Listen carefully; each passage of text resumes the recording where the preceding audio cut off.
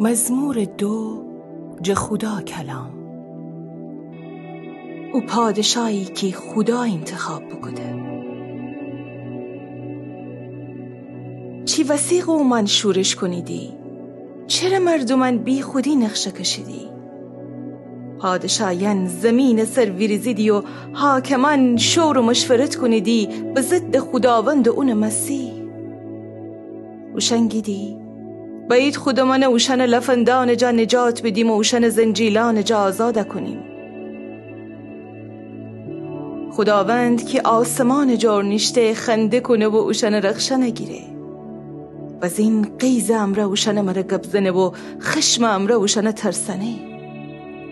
خداگه من می پادشای قرار بدم می مقدس کو صهیون سر و حس خداوند حکم واگویا کنم. اون مرا بگفته امروز تو می پسر ایسی و من تی پیر می جبخه و ملتانتی ارث و میراث چکنم و چار طرف زمین تیشین به آهنی اصا امره وشن اشکنی و حتی یم کوزگر کوزه منستن وشن خورده کنی. حسد عاقل ببیده پادشاین و شمی چومن وازه کنید شمانی که زمین سر حکم کنیدی.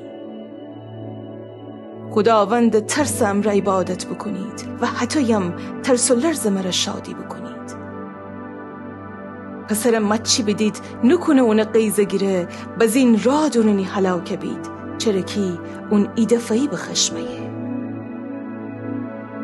خوشا به حال همه اوشنی که اون پناه بریدی.